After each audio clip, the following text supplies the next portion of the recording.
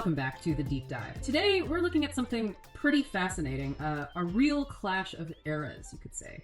How does a city built on traditional industry, cold steel, mining, how does it adapt to a future that seems all about, glowing circuits and data streams? It's a fundamental tension, isn't it? The old versus the new, the physical versus the digital.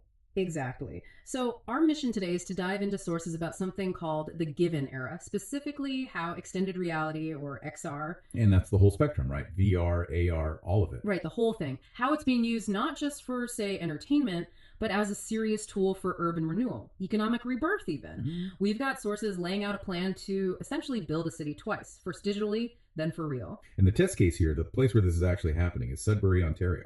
It's a city, famous for its mining past, but like a lot of places, it's been facing those tough signs of urban decay. Yeah, the usual suspects, empty shops, quiet streets. Exactly.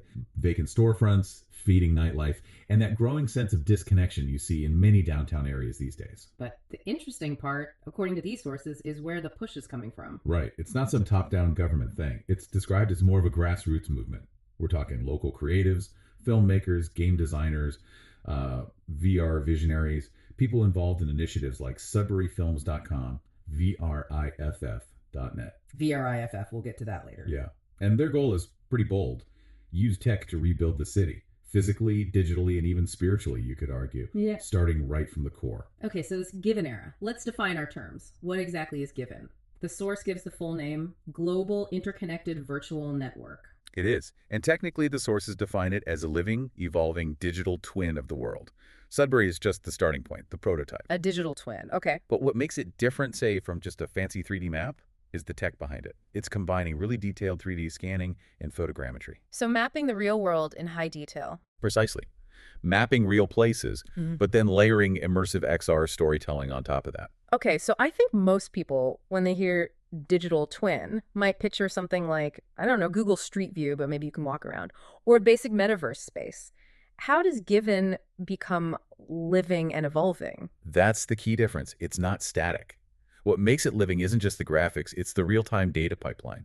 Giv'N is designed to integrate edge computing and live sensor data from the actual city. What kind of data? Things like air quality, foot traffic patterns, utility usage, even which storefronts are currently vacant, all rendered almost instantly within the digital twin. Wow. So you're not just exploring a snapshot in time. No, you're interacting with the city's actual real-time pulse. And this allows for things like live streaming events within the twin, social meetups, even gamified exploration of a city that's constantly up to date. Okay, so it's less a copy, more a dynamic simulation reflecting the city's current state. That sounds expensive. Well, yes, the infrastructure investment is significant. Which brings up the big question, right? Why spend all this capital on a digital twin when you have physical streets, actual buildings, maybe crumbling? And that leads us right into the core philosophy behind it all. There's a quote in the source material that really captures it. A new downtown begins first in the mind. Build it in the mind first. Exactly. The digital twin acts as this essential sandbox for civic imagination. It's a low-risk space to visualize and test ideas. The theory is, if people can virtually walk through a revitalized, vibrant space, they're more motivated, more empowered to help make that vision a physical reality. It's about making the future tangible before you lay the first brick. Precisely. It shifts citizens from being passive consumers of their urban environment to active co-creators. That idea, though, building it in the mind first, it sounds a bit abstract, maybe even risky for a city that's struggling financially. Wouldn't potential investors prefer, concrete and steel projects they can actually see and touch? That's a fair point. And the sources seem to anticipate that skepticism. They address it directly. The key is that the twin isn't just a pretty picture or a vision board. It's designed to be functional right away. Functional how?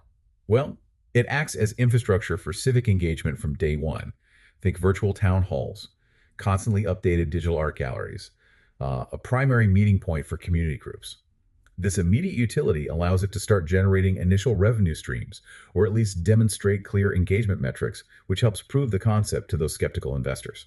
So it's not just pie in the sky thinking. It's showing results, data, early on. Exactly. It moves the conversation from what if to look at this engagement, look at these interactions. Okay, so the philosophical buy-in is backed by practical application. But let's get practical for, say, someone listening who's thinking, okay, how would I pitch this to my city council? The sources lay out a concrete plan, right? How do they turn imagination into actual, measurable economic activity? They do. They structure the whole revitalization plan around 5 key pillars, 5 main goals. Okay, let's walk through them. First pillar is reconnection. This is about rebuilding that social fabric, fighting the isolation that comes when downtowns empty out. Shared digital experiences are the tool here. Using the digital space to bring people together, essentially. Yes. Second is education, integrating local schools, colleges into this virtual cultural economy, giving students new tools, but also training them in these by-demand XR skills. Building the future workforce. Makes sense. Third is tourism. And this is crucial for bringing in outside revenue. The goal is to convert digital tourism people exploring the Sudbury Twin online from anywhere. Into actual physical, real tourism. People booking flights, visiting the town. Exactly. Is there a specific target for that?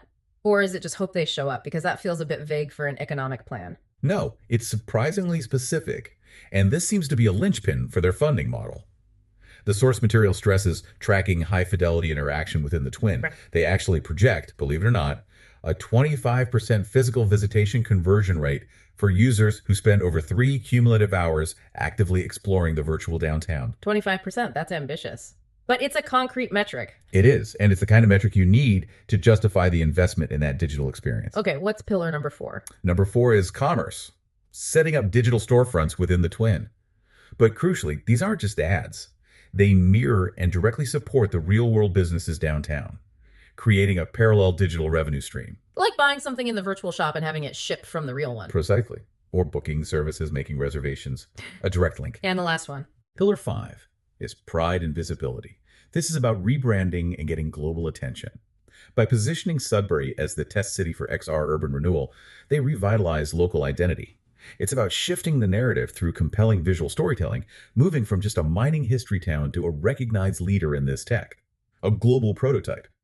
That's a huge pivot, a whole new identity, really. The sources call XR media the new renaissance, this blend of film, gaming, architecture, education.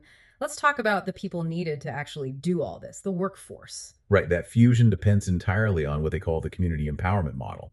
A major financial driver mentioned is creating an actual XR institute, its specific purpose, to train local youth, creating jobs in 3D art, coding, XR production.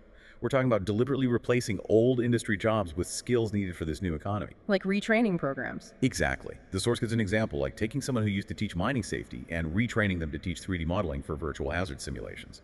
It's directly applying skills to the new context. That's clever. Building this skilled labor pool proactively, instead of just hoping companies show up and bring their own teams. It seems to be a core part of the strategy. But hang on, XR tech. I mean, high-end VR headsets aren't cheap. How does this digital rebirth avoid just creating another divide? If only people who can afford the gear can access the twin, doesn't that actually worsen civic disconnection for some? That's probably the biggest hurdle, yeah. And the sources acknowledge it. The plan explicitly states the digital twin has to work across different platforms.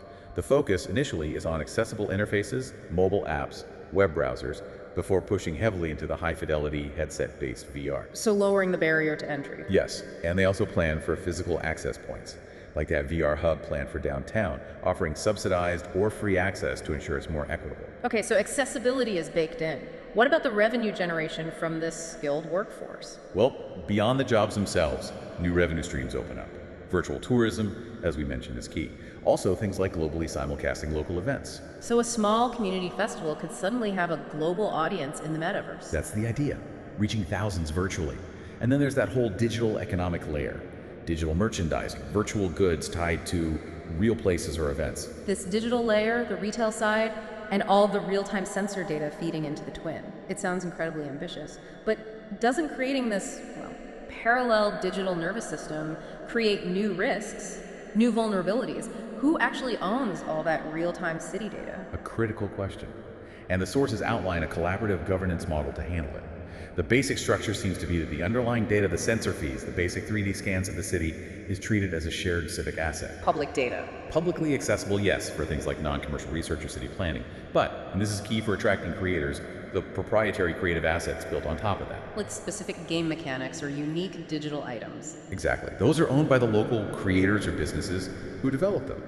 It's trying to strike a balance, attract commercial activity, while protecting the public interest in the core data.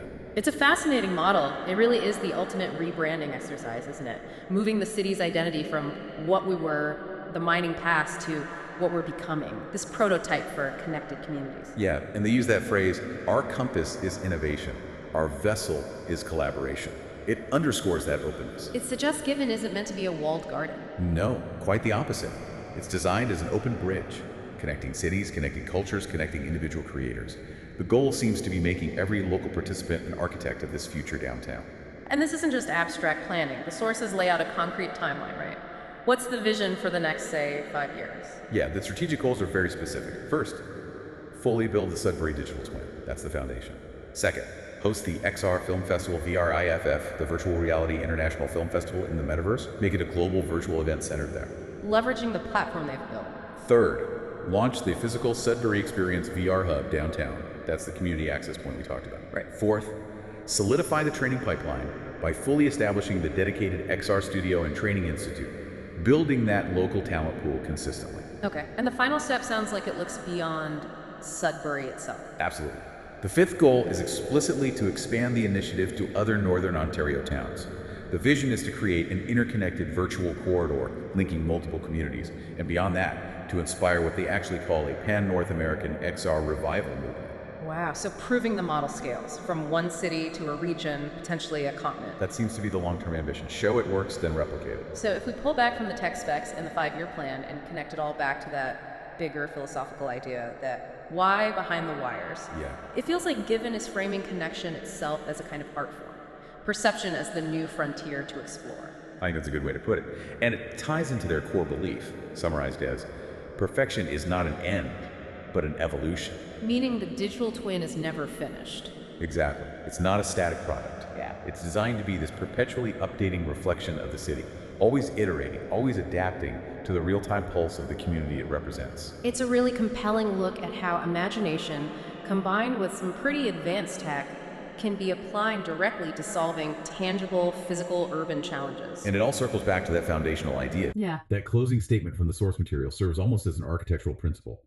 Every great city is built twice, first in imagination, then in stone. First in imagination, then in stone.